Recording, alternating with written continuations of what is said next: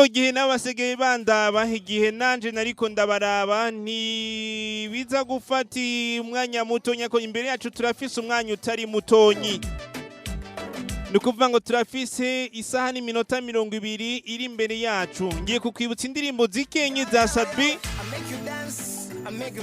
izo bakunze n'izo utakunze maybe, ariko indirimbo zose ugiye izishoboka uraza kuzumva, and then twakira Sadbi hano muri studio za Buja FM kiganiro Hit Connection. Sadbi niwe mutumire wacu. Ndakubarira ngo urashobora kugira ico ukuzi, urashobora kuduhamagara kuri 7510 ubusa, urashobora kwandika ubutumwa bugufi nimba uzi numero y'umwe muri twebwe mu gihe wowe uri umurongo, kubera ko izindi nzira ku bwacu ntiziza gukunda, ukiretse gusa ushobora guhamagara. Nimba ari n'ubutumwa ushikiriza urashobora kubushikiriza mu rupfasoni, byose kugira ngo bitore inzira n'umurongo. Turiko turubaka ntituriko turasambura. Yes, nuko twabivuze Marvin kuva ku munsi wejo mu kiganiro Hit Connection twarababwiye neza yuko no munsi nkuko mwana yibonye ku maposta agiye atandukanye. Uno munsi tuza kwa turi kumwe na Bizimana Abubakar Karum, abenshi bazi ku izina rya Sadbi, umwanditsi w'indirimbo zigiye zitandukanye, harimo indirimbo yise Feel Love, No Love, Inkuru y'ukuri, Karabajya, Sukamwo, Nyanzobe n'izindi nyinshi muza kumva uno munsi muri Buja FM. Imyaka 10 ari muri career ya music, hari ibintu byinshi amaze kuronka Israel. Ni ibintu byinshi amaze gucamwo, amaze kwiga n'urugendo rutoroshe muri no industry ya music. Sadbi turi kumwe mu bwami bwa Buja FM, araberewe, yambaye cravate, ishati yera, gilet, mafume ya noir, yambaye igishinga ntahe.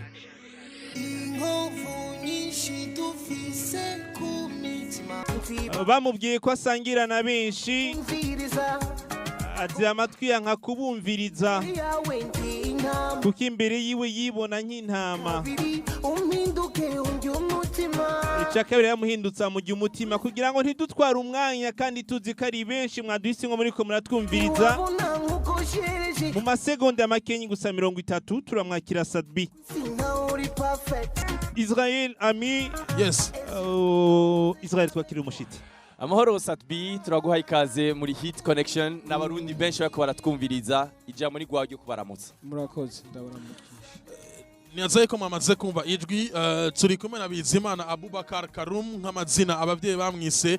Yasari ku muziki umwita Sadbi, Satellite, King of Kenny Empire, Marshall n'andi mazina menshi. Imyaka 10 ari muri career ya music y'u Burundi. Album yo ya mbere yayise Inkuru y'ukuri, afise n'indirimbo yise Inkuru y'ukuri. Muge album igira kabiri yayise Iwacu, aho yashoye kwigirira launch kuri La Costa Beach hari muri 2016 mu kwezi kw'icumi na kabiri, hari genekerezo rya 31 ico gihe yaravuye neza na neza mu gihugu cy'u Rwanda. Afise collabo yakoze zitari nke n'abaririmbyi bagiye batandukanye. Yarashoye gukora collabo na Asley, yarakoze indirimbo hariya kwa Estukizo, yarakoze indirimbo na Sauti Sol, yarakoze indirimbo na Medi n'izindi zigiye zitandukanye. Amaze kuboneka mu bitaramo byinshi bya hano mu gisagara ca Bujumbura, yarabonetse muri Primusic nka brand ambassador imyaka itsari mike. Yarashoye kuboneka muri show yiwe yise Indoto concert, mu nyuma ahindura concert ija muri festival. Amaze kuboneka mu bitaramo byinshi, akenshi ni abanyamahanga baje hano baramwikorako agaheza akishimira agashimisha n'abakunzi y'umuziki baba baje ari isinzi mu bitaramo bigiye bitandukanye. Uno munsi turi kumwe nawe ni saa 8 zirenze k'iminota 44. Imbere yuko kumbure tukubaza ibibazo bigiye bitandukanye, dukundire tukubwire kuberewe cyane. Murakoze cyane bro. Murakoze cyane kabisa. Sadbi umaze imyaka itari mike muri no game, imyaka ishika kuri 10 si mikenyi. Kuva kuri ino ndirimbo nibaza ko imwe mu ndirimbo zagusohoye, imwe mu ndirimbo benshi bakumenye ko hari byinshi wagiye urahura navyo, hari ibyo wagiye uramenya, hari ibyo utaruzi ugenda uramenya, hari n'ibindi wasanze wowe wibaza ko waruzi hamusanga siko bimeze. Tubwira urugendo rwo kuva ico gihe gushika ubu, ibyo wagiye uracamwo, ibyakuryoheye n'ibyakubabaje. Ego uhereye kuri Inkuru y'ukuri, Pascal ariho nabonetse. Naciye muri byinshi murabizi, nakoze akazi kenshi indirimbo nyinshi nashoboye guturuna la page kumbure y'umuziki wa hahora imyaka 10 imbere ya 2010 gushika uno munsi abantu barabona ko umwana w'imbobo ashobora kuba nawe umunsi umwe umuntu akomeye ico cara tanze ikintu twovuga ihinduka ku myiyumvirire y'abantu kwiyumvira ko ari abantu bashobora kuvuga bati twe ntitushobora gushika harya ariko bakaba babona Sadbi nkuru y'ukuri gushika uno munsi ari different bikaba ari ibintu byinspira cyane rwaruka n'abandi abajene hirya nino muri byo naciyemwo bibi sinkunda kubivuga ngo naciye mu bintu bibi byinshi gute ariko umuziki twarawukoze turawugwanira 10,000 bantuzanye bataki benshi mu baririmbyi twari dufise bataki hari bari buraya icyo gihe hari izo ndirimbo zaba amahirwe ya nyuma zaba The Ben zabande turasukamwo album inkuru y'ukuri iragira impact influence kandi abarundi gukunda umuziki w'u Burundi kuva ico gihe baciye bizera yuko mu Burundi hari abaririmbyi n'urundi runganwe ruje mu muziki bivanye na album inkuru y'ukuri novuga ko ariyo yampagaritse gushika kuno munsi. Yesu muragaragaje kumviriza neza birumvikana neza yuko urugendo rutari goroshe wagiye uraca muri byinshi yabavyiza eka ndetse na bibi kugeza aho ugeze uno munsi ukitwa Sadbi ugashobora kuba uri kuraserukira neza ibendera ry'igihugu mu gihugu ndetse no mu makungu. Hari abantu benshi kumure bashobora kuba uno munsi bakurabira akarero bakavuga bati turifuza kuba nka Sadbi, ariko ikibazo umuntu aca yibaza byarigeze gushika muri kariya yose ya Sadbi muri iyo myaka 10 yari muri struggle ariko arastrugglinga yifuza kubona umunsi umwe umuziki Burundi ugera kure. Byarigeze bishika Sadbi aravuga ati ndashaka guheba umuziki bivanye nuko ata support ufise bivanye nuko ivyo wagenda uracamo kumbure bitarayisisa. Sinabaye umunyamahirwe menshi ariko ku rundi ruhande nabaye umunyamahirwe parce que Imana yandemye nk'umuntu w'umukozi. Imana yampaye gutahura ko mfise ingabirano muri jewe aco kigwanisho nagiye ndakoresha yampaye kwizera no kudata icizere. Urumva ivyo bintu sinigeze ncika intege ngo nifuza guheba umuziki nibishoboka kumbure mu myaka iza ariko ubu canke muri kahise sinigeze niyumvira guheba kuko nagwanyijwe cyane gose gushika. Sadbi muri urwo rugendo wagiye uragira watubwiye byinshi, hari byinshi waciyemo urihangana, ibintu byinshi bitandukanye mwagiye murahura navyo muri kino gihe kuva kuri rya l'époque ya inkuru y'ukuri gushika muri sukamwo. Sadbi umuziki w'u Burundi ubona ufise agaciro ngaho mu kibano canke abari ivyo abarundi ubona mufise agaciro gakwiriye? Kuva mu mwaka w'ibihumbi 2010 za muri game gushika muri 2015 nasanze canke byari nkuko abaririmbyi tutitahura kuba mfise album nka inkuru y'ukuri ukumva nkoreye 300,000 100,000 icyo gihe urumva ntago nitahura. Kuba ari n'abari batanguye imbere bashobora gukorera 500,000 ntago twitahura, ariko utitahuye nta gaciro ushobora guhesha yaba wewe canke akazi kawe.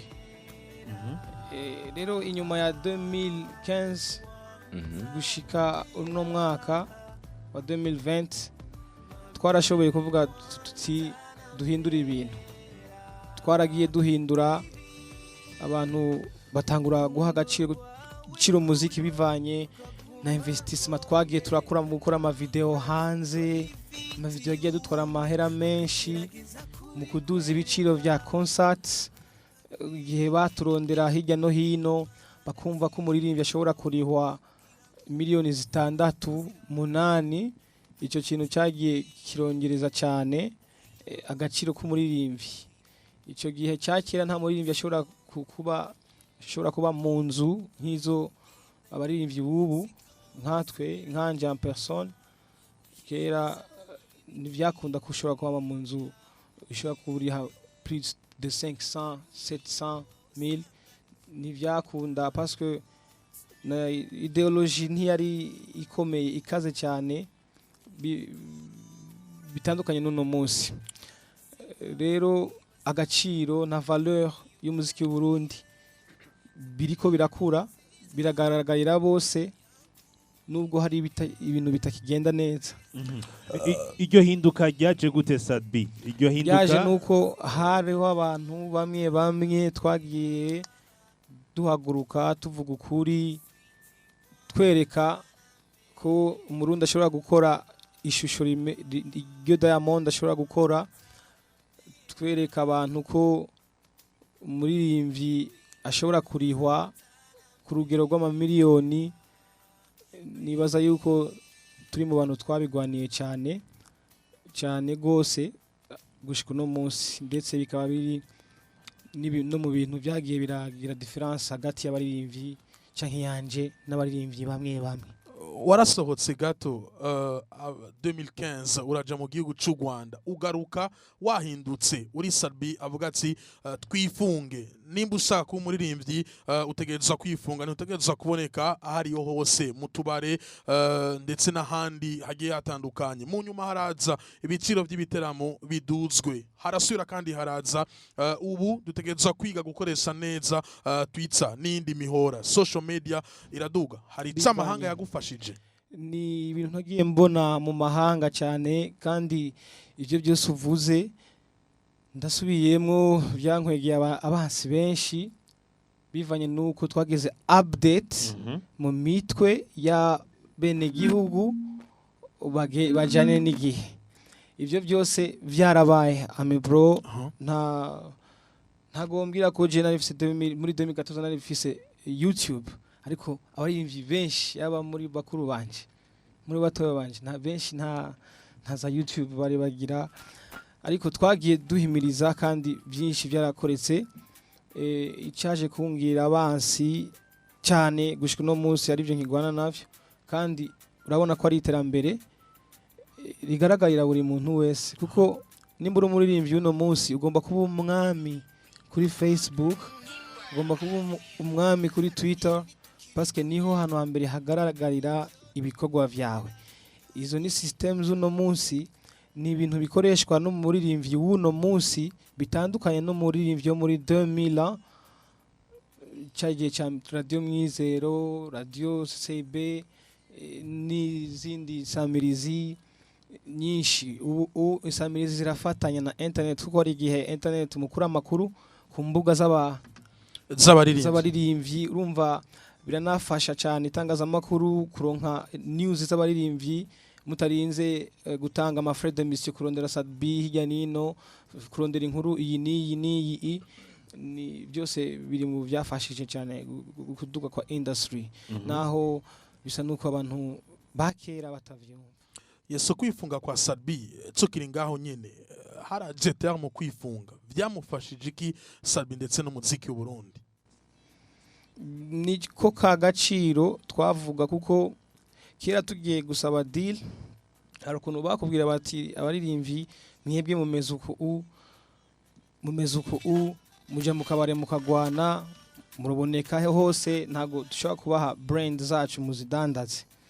Ariko no munsi ukabiko birarangira twaba turiko turagegeza guserukira ama brand menshi bivanye n'akarorero twagiye duha runganwe rusha mu muziki w'u Burundi. Nibaza yuko ari intambwe yavuye mu bwifunzi, mu cyo twagiye turigisha cyitwa kwifunga. No kuvuga urashobora kubaho ufise 1000 francs ukabaho umunsi, ariko ukanka 10000 francs kubera yuko agaciro kawe na valeur yawe ishobora gutakara. Muri kano kanya Sadbi yibona he muri music? Nibona nk'umuntu yagize mu gihugu kumbure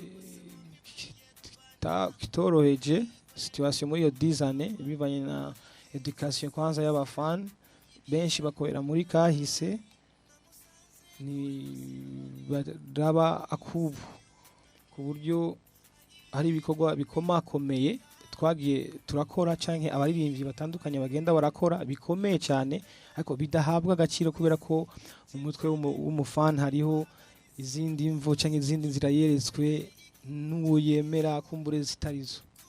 uko kudahabwa agaciro ni bande bakwiye kugahana bwa mbere ako gaciro uvuga ninda akwiye kukaguha ni bande bakwiye kukabaha? Ugomba kwemera ko no ndi satbi mfise parcours aho navuye ivyo mbayemo mfise ukuntu nabirondeye ukarespekta n'ivyifuzo vyanje nubwo ntoba ndi umuntu yatanguye kuririmba muri 2000. Sadbi ni umwe mu baririmbyi bafise indirimbo nyinshi zitandukanye, indirimbo nibaza ko zirenga kuri 20 nimba ntihenze.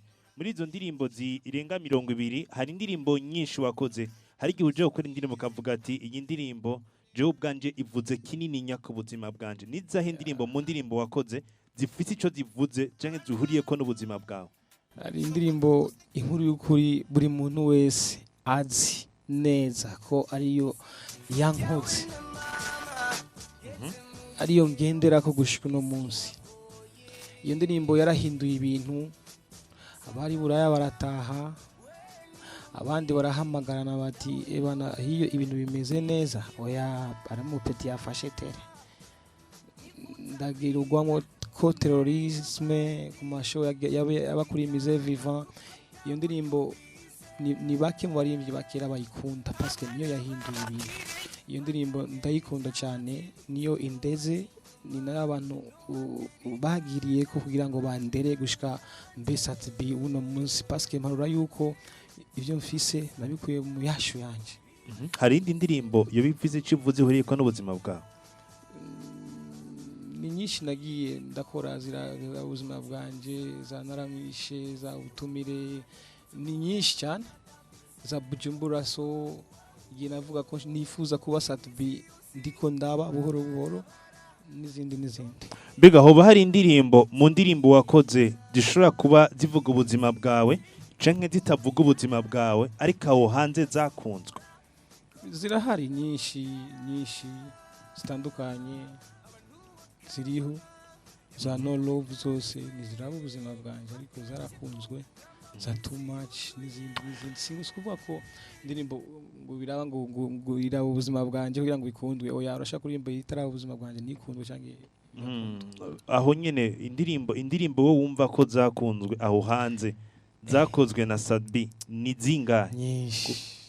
Uvuze nyinshi ni kuvuga ngo nyinshi ni guhera kuri kabiri. Zivuga n'izindi uretse ko kumburesha udashobora kuba zirenze z'abandi ariko ni nyinshi cyane.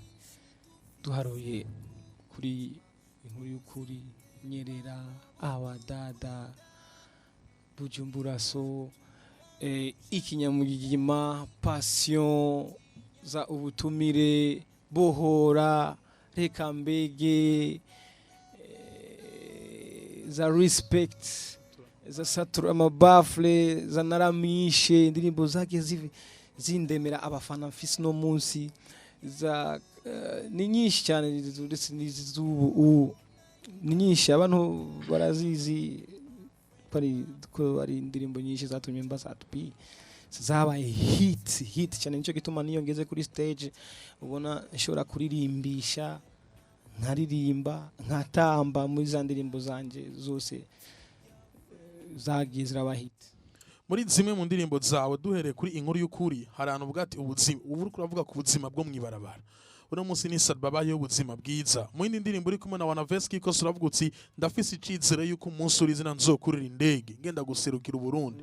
Uno munsi indege urayurira. Zimwe mu ndirimbo wakoze kumbura no munsi biriko birashika. Tuvuge yuko Sadbi yahejeje canke hari wahandi hantu yifuza gushika ariko abona yuko atarashika ariko aronse icizere ashobora gushika kure cyane. ego igihe cyose iyo usuzuguwe cyangwa iyo usuzuguye umuntu arakora cyane kugira ngo umunsi umwe cyangwa aragwanira haragira igihe agwanira ntuzenye yiwe kera mu gukora twarakora tugakora cyane ariko kumva ndiko ndavuga abantu bafite ivyiyumviro vyapfuye vya kera ugasanga uraririmbye indirimbo nziza ziryoshe hose zimeze neza ariko abantu bafite ivyiyumviro vyapfuye bakubwira ati we ntago uzoja utarurira indege ntawe uzoja utarakora concert hanze ibyo bintu ni vya kera si vyubu vya kera vyaciye intege abaririmbyi benshi n'aba legend bamwe tuzi sasa mu kuririmba rero twavuga tuti nta kibazo nimba ntaruri indege one day nzoyiduga nzoyurira narayuriye ni bwa buzima byose bigarukira hajya nyene ariko ivyo nivyo nagenda shikako nk'umwana yavuye ahantu kuri indege ni ikintu gikomeye ariko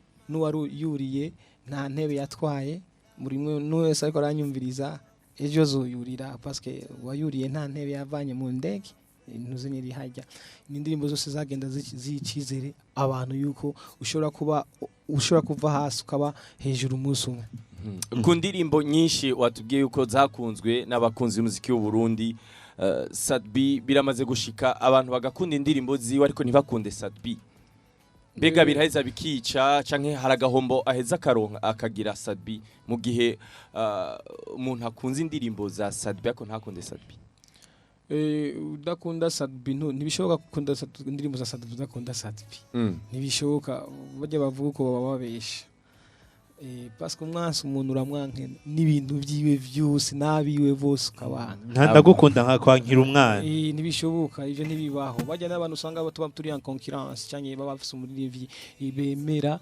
ariko baba bashaka kurwega ko bemera Sadbi kubera yuko bafise umuririmbyi yemera baba bamugwishije hasi genre concurrence z'ubuzima.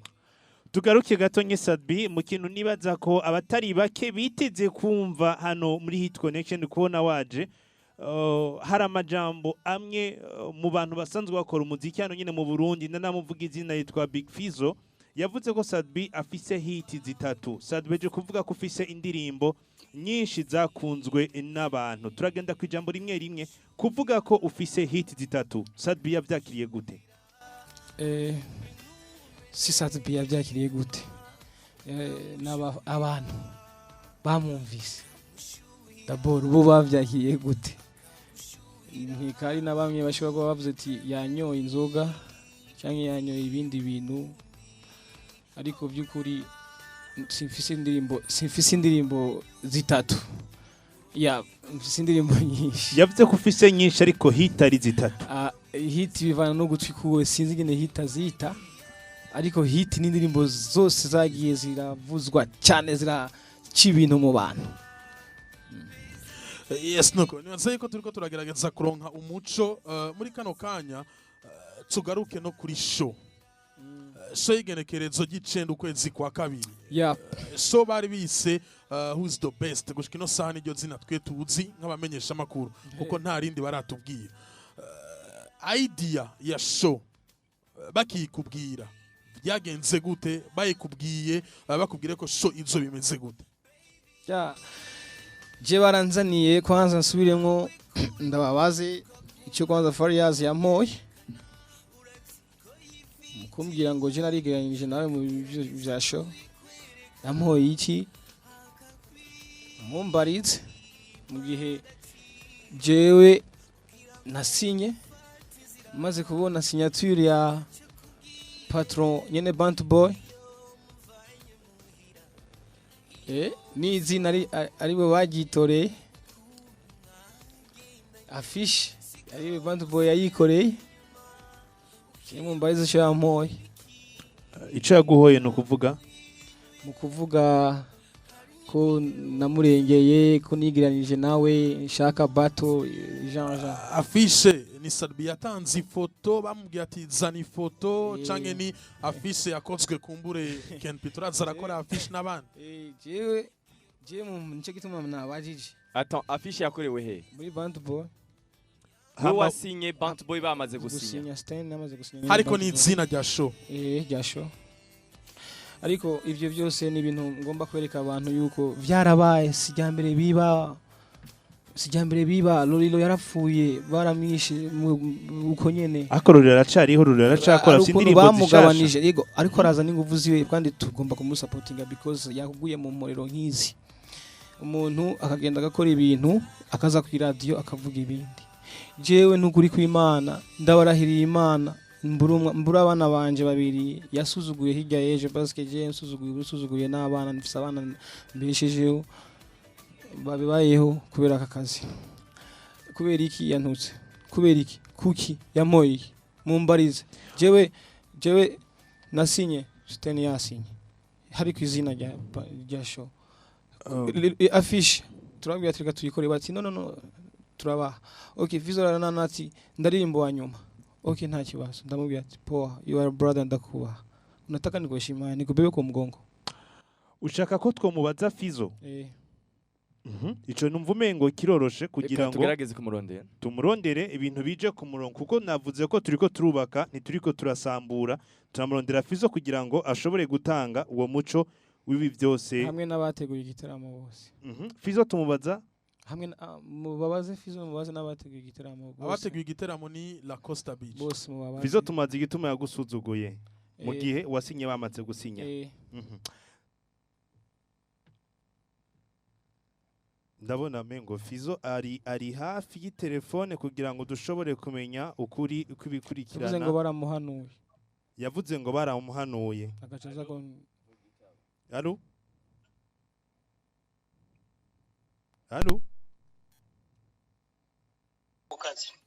uri ku kazi Big Fizzo turi kumwe na Sadbi hano muri studio ni Sadbi avuga ko mwamusuzugiye mu kiganiro mwigeze gukorera hano muri Sunday Vibe ni Sadbi avuga ko yasinye mwebwe mwamaze gushirako urukumu aho ndavuga ngo abasanzwe barongoye Bant Boy bamaze gushirako umukono wabo bemeza ko bazoba bari mu giteramo ciswe Who is the best kandi muri ico giteramo nyene Sadbi mwamuzaniye asinya mu nyuma n'izina ari mwebwe mwaritoye niko vyari biri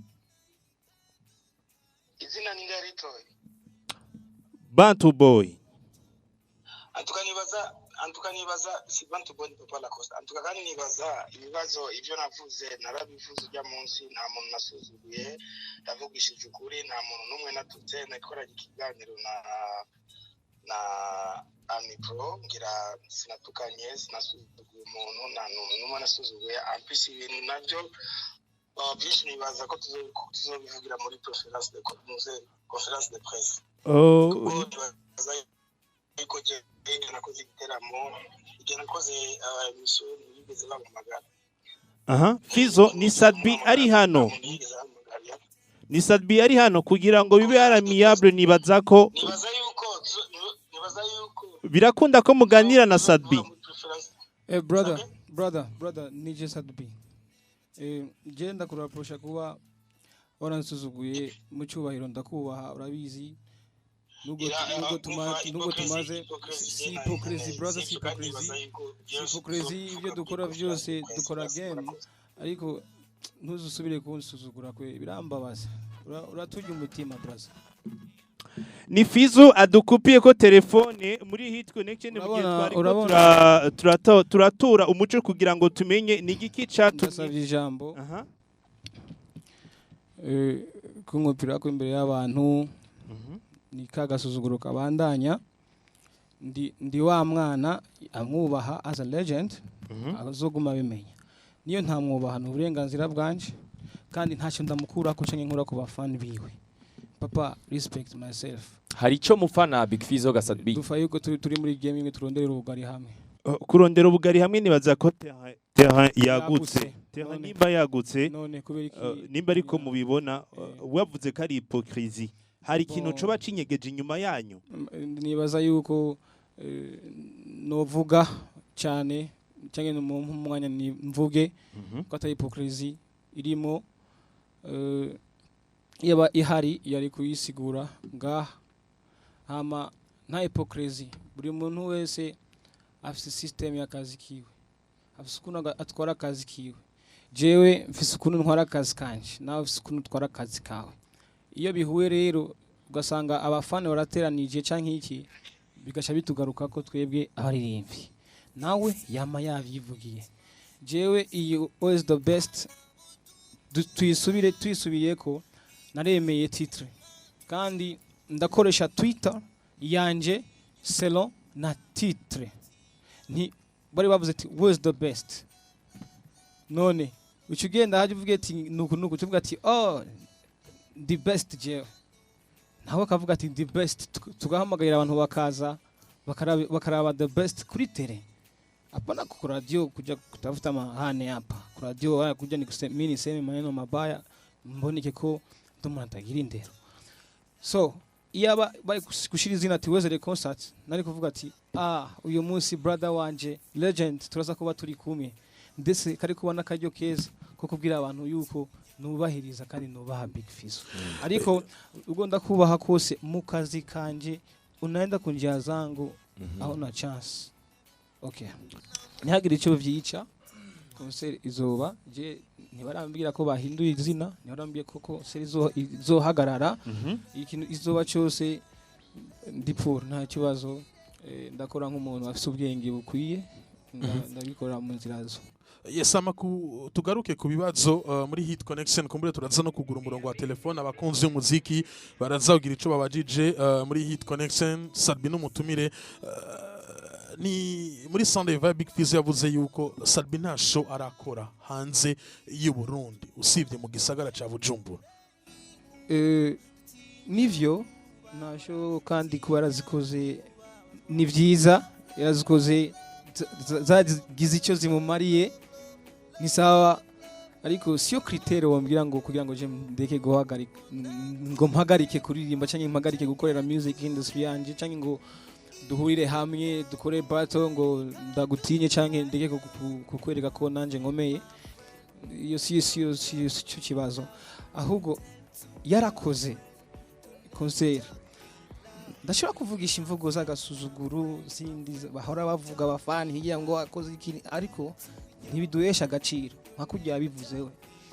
Jewe mvuga nti yarakoze, ariko ubu dushaka nimba ntazobikora, dushaka generation zizoza gukora concert Buraya, zize zubaka ibitaro, abene igihugu baronke service, amashuri, gutyo umuririmbyi vyitwe ko hari ico afasha muri societe muri rusange. Rero kahise tukarabireko, ariko tugendere muri kubu kugira ngo kazoza kabe keza. Ni vyiza yarazikoze, ntasho nibuvira sindahaja ya sikuvuga ko byanse. Je Iburaya namaze kwanka concert nyinshi cyane, no korekana mail, ariko bivana na contrat umpa hama kujayo. Yagiyeyo 2017, yagiyeyo kera. Simvuge byinshi ngo ndamumenera ubugari nkuko yabinkoreye, nkuko abantu benshi babishaka kuvyumva ubu, ariko hari ubwo bugari uvuga nyene kutaza kumena, ubwo sibwo mwoba mupfa wakabashaka kubumena ubwawe naho kabudashaka kumena ubwiwe. Ariko kandi kubera iki kintu tugomba kwirinda kugira ngo abatwumva, kuko sinokora nkawe mbabarira cyane nukuri mubimbabarira abafana banje nibandi bavuga ko nsuzuguritse nta kibazo twose. Yes, ariko Sat tugaruke gato, nta mezi agera kuri atana haciye twarababonye mu performing indirimbo Wezere muri Primusic. Yes, turababona nyuma ya show mwicaye ahantu backstage. Ico gihe ndibuka yuko narahabonye na Collie the Magic n'abandi baririmbyi muri ko murayaga. Mu nyuma haraza show yabereye muri arena ya Mafiki Zol, baraguhamagara Sadbi na Big Fizzo, turababona kandi mwicaye muri ko murayaga. Byagenze gute kugira ngo no munsi kumbure mushobore kuba umengo umwari ukunda ruko? Turayaga n'ubu duhuye nitworeka kuyaga. Nani si ya hypocrisie nyene? Sinzi bon biravana parce que je sije natanguye intambara. None iyo ntambara ndatangura. Iyo ntambara uvuga ko atari wowe itanguje. Iyo hypocrisie kumburesho tuvuye ko twayibonye hirya yeje muri je kumbure mbiye ko iyo nabonye. Yes, ariko imbere ya Sunday Vibe mwumvikana. Ariko Sadbi nibaze ko Big Fizzo yavuze ati ngo wasinye ni wasinyura bisigura yuko yari yasinye avant arasinyura ahanuje yuko adashobora kuperforminga who's the best title kuko mutanangana kubera iki yasinyuye agacaza basi jewe basi nitungana yatanze akarorero avuga ati nitungana ariko kumvuga ko ivyo byose byari vyiki ko ntarakora concert buraya ko ntarajabuka ko mfise hiti zitatu pourquoi ça kubera iki ivyo bifitanye isano n'akazi ariko hari ikintu jewe gushika ubusadbiki ntaratahura iyo uri kuravuga hari self confidence umengo ntushiramwo hari ukuntu umengo wama urerekana ko umengo se kandi urumva wewe hariho ibindaze iyo uvuga gutyo avuga ko ari hypocrisie ico kintu ni giki why ni gute umukingi yikomporta gutyo akaba ahantu umenga afite ubwoba ntabwo pourquoi ubwoba ndatinya kubonona abana batwumva je mvuze ko Farias izo concert ziyo zatacu zamumariye zamumaye umuduga okay birakuryoheye ko mbivuze byamuhaye iki afise bitaro uko biri kose hari ahantu mwebwe kujya muri babiri hari ibintu nimutashira hagaragara bizogora kugira ngo bandi batonyi bakure nimchane so kuchana turavuga ukuri so kuchana nakonesha ukweli je ndakoreka ukuri tu hama sasifi univo yanje y'ubwenge bwanje mabona ko sasifi nta mpamvu yo kumuvuga vibaya kama gisa nanisema yeye ni ameshakuwa mzee labda y'ubugari ni bugari gani Sadbi sasa ukishaka concert ndishaka yindi none wo nkunda ndagenda nka negosia amafaranga kwa negosia yandi nka gutwara deal utanipenda ariko mupfa concert mupfa mahera ya concert birasanzwe ni dufa concert cyangwa iki dufa yuko umuntu akora n'undi agakora abafana banje bemera jewe sino hakana ngo ndabwiye nti oya ndi peti imbere y'ujya naba nabiwe bemera we kubera wakera nona sasa nifanya je nicara kuri microphone izogaricara kuri microphone mugana nta rimwe turagira ico nyene ngo mvuge ngo Israel ngo reka iyo hypocrisie hari iki ikibazo gihari n'icyahe naze ko ahubwo twanza tukarondera Papa La Costa kuko twamaze ku murongo wa telefone. Yes, allo mwiriwe neza Papa La Costa. Mwiriwe neza namwe abanyesha makuru. Ego murakoze cyane ego turashima Imana murakoze gushobora kwemera kuvugana natwe turi live muri Buja FM turi live muri Hit Connection turi kumwe na Sadbi kumbura imbere yuko dutangura banze umuhe mwiriwe kuko ndazi yuko uri umwe mu bantu bafasha cyane umuziki w'u Burundi. Mahoro Papa La Costa.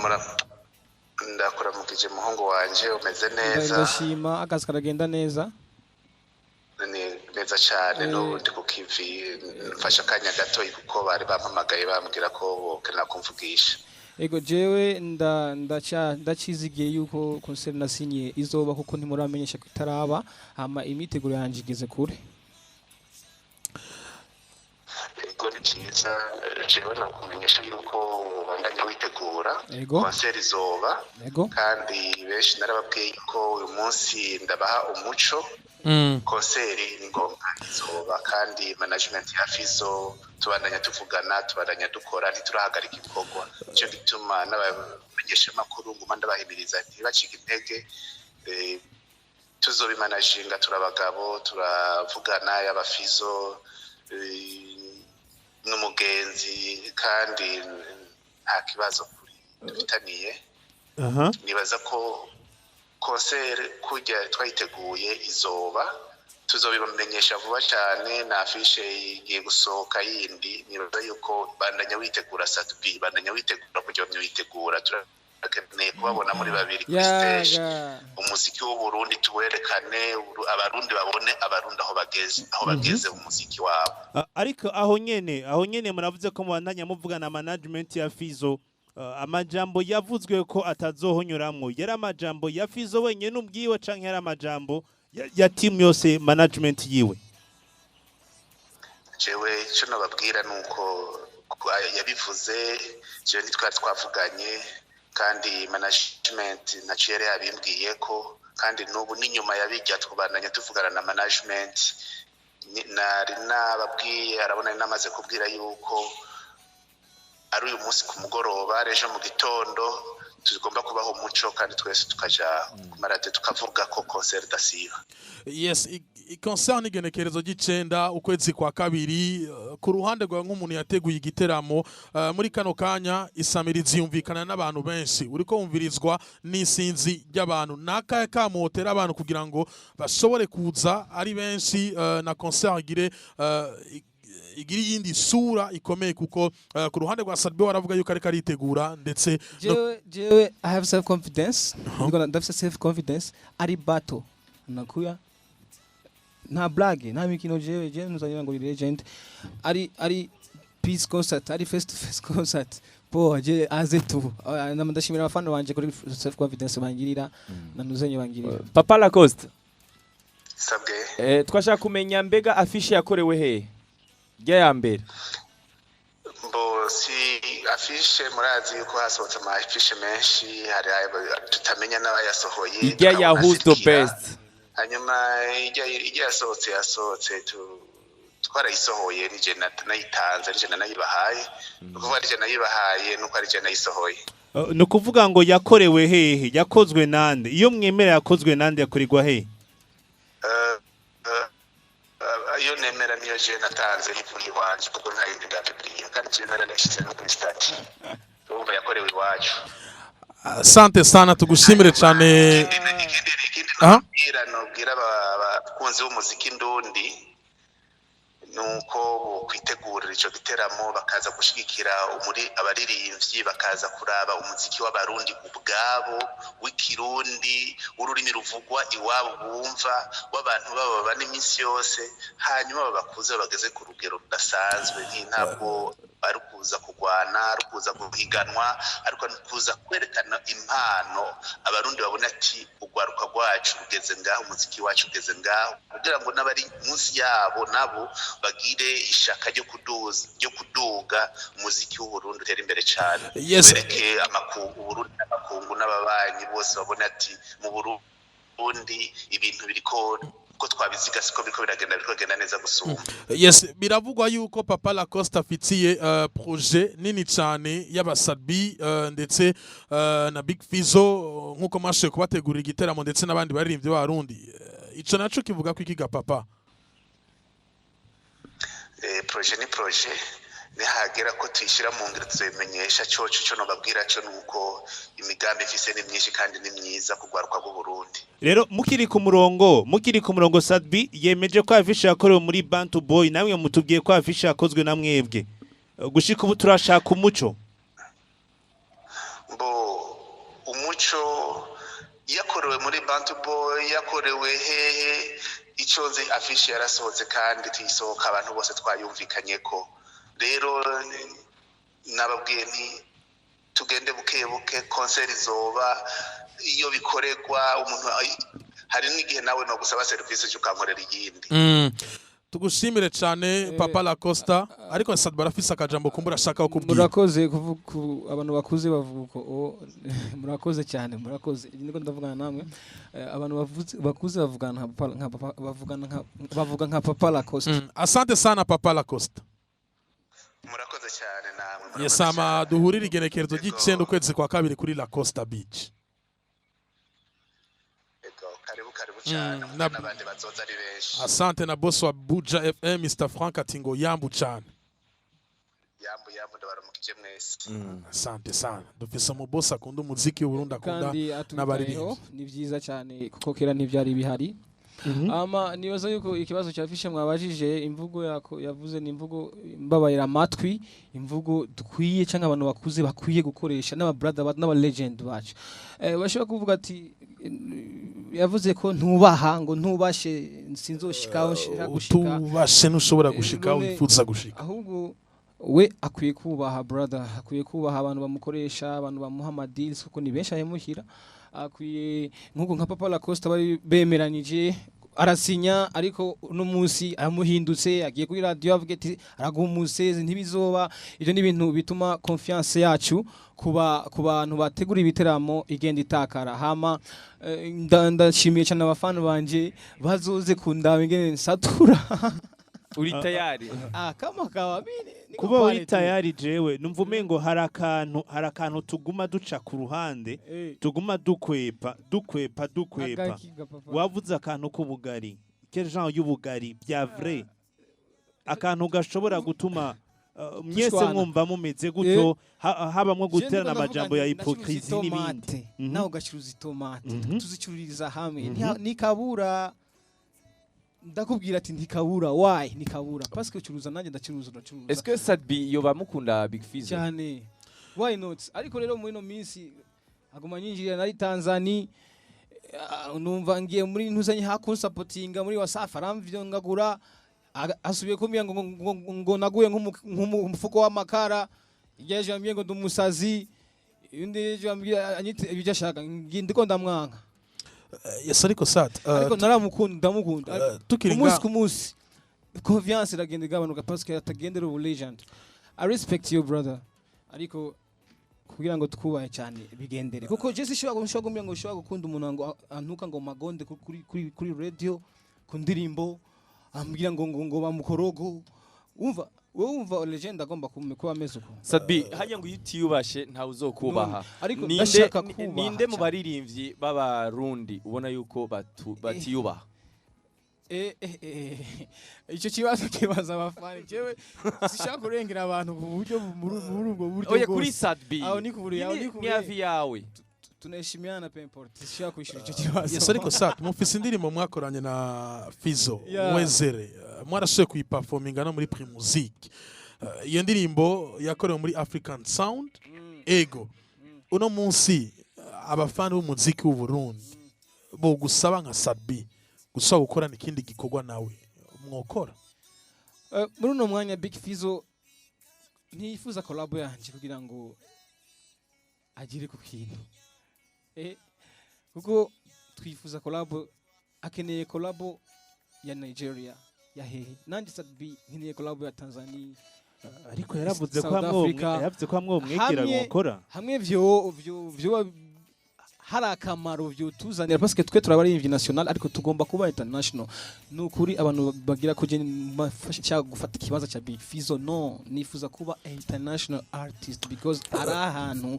ntaragira mbega hari ikibanza cha Fizzo hari ikibanza cha Sadbi bon niko abantu navuze abantu bavuga mu nyumvire dize neza nta kibanza ciwe nta kibanza canje mukuri twese turi bami dufubusa ariko ko mufise nya tomati mwe wese afise kibanza ciwe nukuvuga ngo mwe wese adandariza itomati mu kibanza ciwe ninde yinjira ubundi uzobibaze neza yes ariko no musomaze imyaka myinshi muri music nundi amaze imyaka myinshi muri music sivyo ugwaruka ruko rabumviriza hari ugwaruka rutanga uno munsi nejo rukuriki kuri mwebwe ugwaruka rugomba gukuranyumviriza rugomba gukora akazi kabo baca inzira zabo bahereye kubo bakuru babo bagejeje bakuru babo nibaba tera ubwoba ntibaze bavyemere kuko bafise kazoza kabo bafise future bagiyemo yabo kuko bakuru bo bafise kahise ahubwo bemere cyane abakuru bahanura neza kandi babereka inzira nziza babame hafi bame babasaba impanuro parce que je biragoye kubona umuntu usaba impanuro kandi hari ikintu nanjye ndamurusha mu bwenge yes ariko tugarutse inyuma gato wavuze ati nakoze umuziki nubwo bitari byoroshe kumbure hari abantu baduca intege nyinshi bisigura ko Sadbi mu rugendo rwe rw'umuziki 10 years ari muri music yaronse abaririmbyi benshi bakuru kuri we bagiye baramuca intege kugira ngo ntashobore gushika hageze no munsi umva 2010 ninjira inkuru y'ukuri naraciwe intege cyane telefone nyinshi cyane zari buraya abantu bari buraya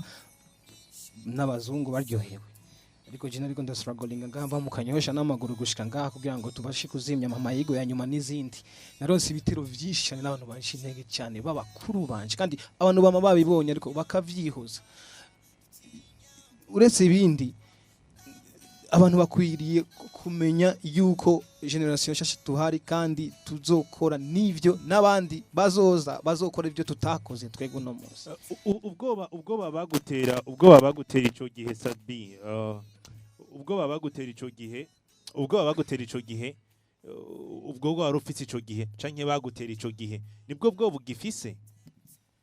No munsi ndashobora guhagarara nkavuga nanje nkishura, ariko ico gihe ntivyari byoroshe. Twari nk'abantu ntuzenya, ariko mucirondeza ariko no munsi umenye n'umwana uramurera ukamuga atakagira akura. Amaje mu muziki papa wanje si Farias cyangwa sindi, papa wanje ni Amiri Pro n'uwitwa Landry Mugisha nibo bazanye muri game.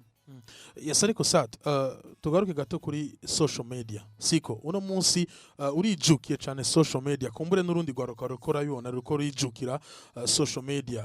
Ndibu kuba muri Tanzania uvugutsi reka dukoreshe Twitter. Uno munsi hari abantu benshi bariko barakoresha Twitter. Turabona ama post menshi ugasanga ni kuri Twitter. C'est vrai biriko biraduga. Hari inyungu umaze kubona vyagize kuri uno muziki wacu. Urabona no munsi nyitwa King wa Facebook, King wa réseaux sociaux, King wa Twitter. Ni byiza ko abaririmbyi bose baza bitwe ba King wa Twitter parce que niyo monde igeze. Ndavyishimira, ndabigendera kandi sinzobihagarika. Page yanje ya Facebook irigisha no rwaruka imibereho, ubuzima bwa buri munsi, everything. Ni réseaux sociaux ihuza ivyiyumviro vyawe n'ivyabene igihugu bandi baba bakufollowing. Ni intambwe nini cyane turiko turatera kubona abantu ba followinga Twitter now na Instagram n'ibindi turiko turatera intambwe. Nizahe ndirimbo za Fizzo ukunda kumviriza? Nka zose Fizzo kera aririmba neza. Ubu vyaraheze si cyane nka kera, ariko niko nanje barano bavuga bati certificate aririmba neza parapro no munsi bivanye nuko na style na changement zagiye ziraza turatakaza ka kanovera na ya style yacu ya kera. Kubera kwibaza ko twagatakaje kanovera ni kubera tuguma du following ibintu vya new generation kandi twe turi old. Gatonyi uvuze ko Fizzo aririmba neza kera, ufatiye ku ndirimbo izahe? Uvuze ko ubu byapungutse, uvuze ku ndirimbo ya gize nka indirimbo nka Soso,